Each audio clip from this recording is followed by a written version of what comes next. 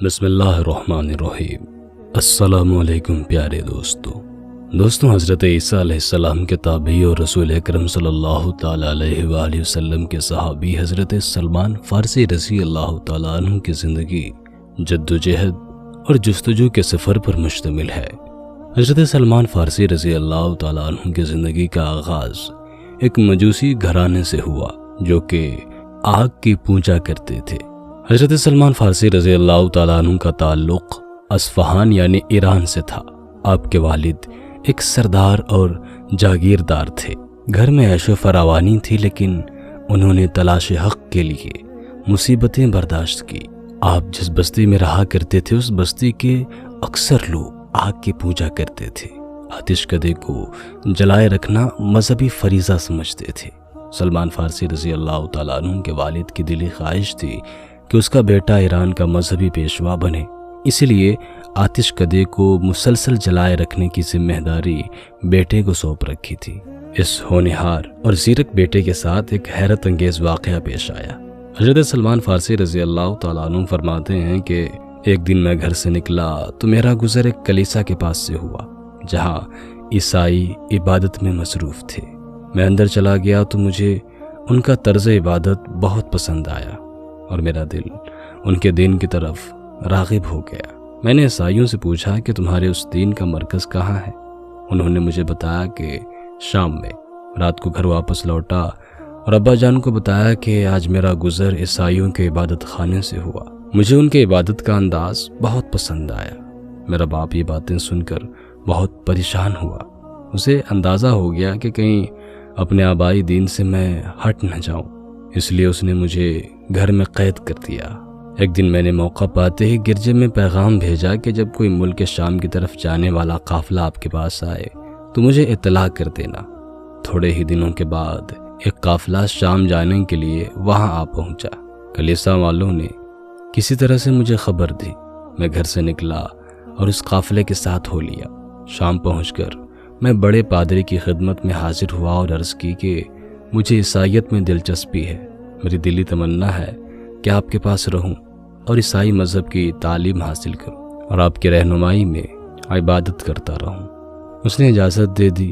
میں نے جی بھر کے اس کی خدمت کی، مگر تھوڑے ہی عرصے میں مجھے معلوم ہو گیا کہ اس مذہبی پیشوا کا کردار درست نہیں ہے۔ لوگ اپنا مال و متاع لے کر اس کی خدمت میں حاضر ہوتے ہیں تاکہ صدقات و خیرات کیا جائے، تو یہ سارا مال خود ہڑپ کر جاتا ہے۔ اس طرح اس نے 7 مٹکے سونے اور چاندی کے بھر لیے۔ مجھے وہ شخص بہت برا لگا، لیکن کچھ ہی دنوں بعد اس کو موت نے دبوچ لیا۔ عیسائی پیروکار اسے عزت و اکرام کے ساتھ دفنانے لگے تو میں نے کہا کہ تمہارا پیشوا کوئی اچھا آدمی نہیں تھا، اور اگر میری باتوں پر یقین نہیں آتا تو آؤ میں تمہیں اس کا خفیہ خزانہ دکھاتا ہوں۔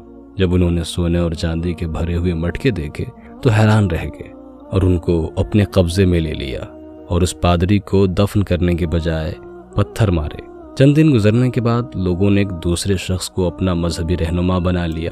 میں نے ان سے تعلیم حاصل کرنا شروع کر دی اور خدمت کو ہی اپنی خوش نصیبی سمجھنے لگا۔ وہ بڑا ہی عابد، زاہد اور اللہ تعالیٰ سے ڈرنے والا شخص تھا، اسی لیے مجھے اس سے عقیدت ہو گئی تھی۔ جب اس کی موت کا وقت قریب آیا تو میں رونے لگا کہ اب میں کہاں جاؤں گا۔ اس نے کہا، بیٹا موصل میں فلاں شخص کے پاس چلے جانا، وہ تمہیں عیسائی مذہب کی تعلیم دیتا رہے گا۔ اس طرح میں موصل آ گیا۔ پھر یہ کے بعد دیگرے ایک استاد کی موت کے بعد دوسرے کے پاس موصل سے نصیباً نامی بستی اور پھر غموریہ بستی نصیحت کے مطابق پہنچ گیا۔ قدرت کا کرنا ایسا ہوا کہ اس استاد کو بھی زیادہ مہلت نہ مل سکی اور وہ بھی بستر مرگ پر پہنچا۔ پہلے کی طرح میں نے اس سے بھی پوچھا کہ آپ کے بعد کہاں جاؤں گا میں؟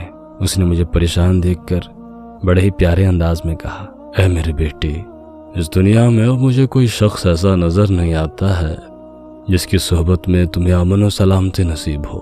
ہاں، اب نبی آخر الزمان صلی اللہ علیہ وسلم کے ظہور کا وقت قریب ہے، جو دین ابراہیمی پر ہوں گے اس مقام کی جانب ہجرت کریں گے جو 2 پہاڑوں کے درمیان ہوگا، جہاں کھجور کے درخت بہت زیادہ پائے جائیں گے۔ ان کے دونوں کندھوں کے بیچ میں مہر نبوت ہوگی۔ وہ ہدیہ قبول کریں گے اور صدقہ نہیں کھائیں گے، راہب کے انتقال کے بعد آپ رضی اللہ تعالیٰ عنہ نے اس وصیت کو اپنے پلو باندھ لیا اور ایک قافلے کے ہمراہ آگے بڑھ گئے۔ راستے میں قافلے والوں کی نیت بدل گئی اور انہوں نے آپ رضی اللہ تعالیٰ عنہ کو ایک یہودی کے ہاتھ بیچ دیا۔ یوں حق کی اس متلاشی کو غلامی کی زنجیروں میں جکڑ دیا گیا۔ بخاری شریف کے مطابق آپ تقریباً 10 بار بیچے گئے۔ بالآخر بکتے بکاتے مدینہ منورہ پہنچ گئے۔ آپ رضی اللہ تعالیٰ عنہ ایک مرتبہ کھجور کے درخت پر چڑھ کر کھجور توڑ رہے تھے کہ خبر سنی کہ نبی آخر الزمان صلی اللہ تعالیٰ علیہ وآلہ وسلم ہجرت فرما کر مدینہ کے قریب مقام قباء میں تشریف لا چکے ہیں۔ اسی وقت آپ کا دل بے قرار ہو گیا، فوراً نیچے تشریف لے آئے اور خبر لانے والے سے دوبارہ یہ روح پرور خبر سننے کی خواہش ظاہر کی۔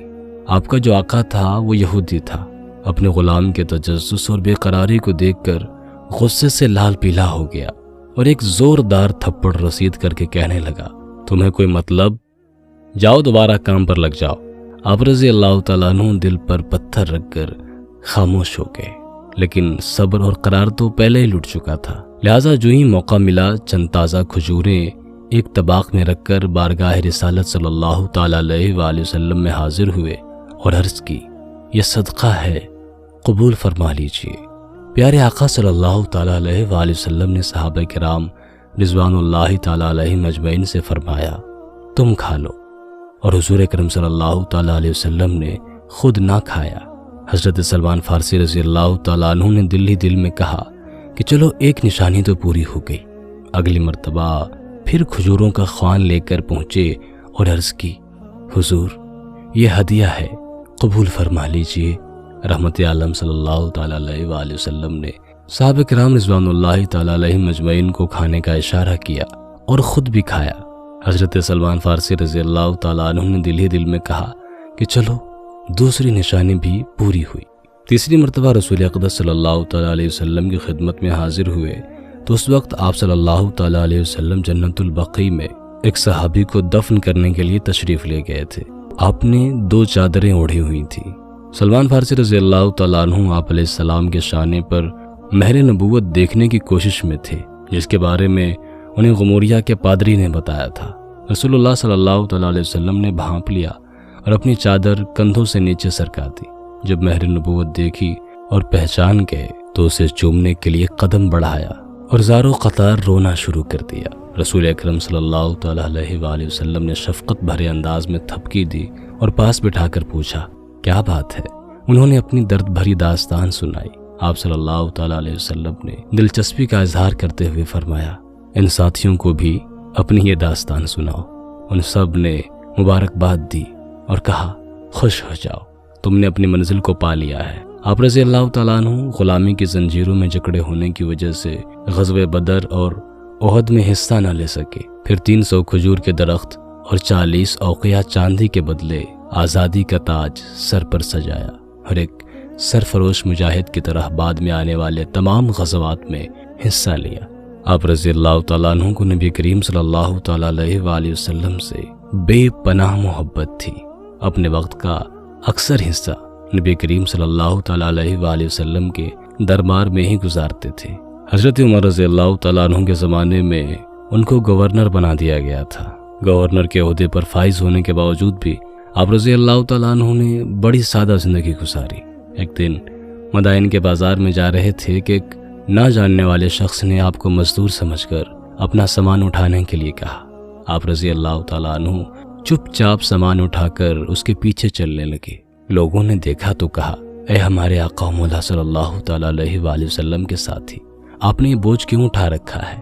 لائیے اسے ہم اٹھا لیتے۔ سامان کا مالک ہکا بکا رہ گیا۔ پھر نہایت شرمسار ہو کر آپ رضی اللہ تعالیٰ عنہ سے معافی مانگی اور سامان اتروانا چاہا، لیکن آپ رضی اللہ تعالیٰ عنہ نے فرمایا، میں نے تمہارا سامان اٹھانے کی نیت کی تھی تو اب اسے تمہارے گھر تک پہنچا کر ہی دم لوں گا۔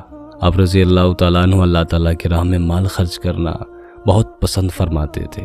آپ رضی اللہ تعالیٰ عنہ کو تنخواہ میں 4 یا 5 ہزار درہم ملتے تھے، لیکن پوری تنخواہ غریبوں اور مسکینوں میں بانٹ دیا کرتے تھے اور خود کھجور کے پتوں سے ٹوکریاں بنا کر درہم کماتے اور اس پر اپنا گزر بسر کرتے تھے۔ اللہ تعالیٰ ان بزرگوں کے صدقے ہم سب کی مغفرت فرمائے اور ان کے نقش قدم پر چلنے کی توفیق نصیب کرے، آمین ثم آمین۔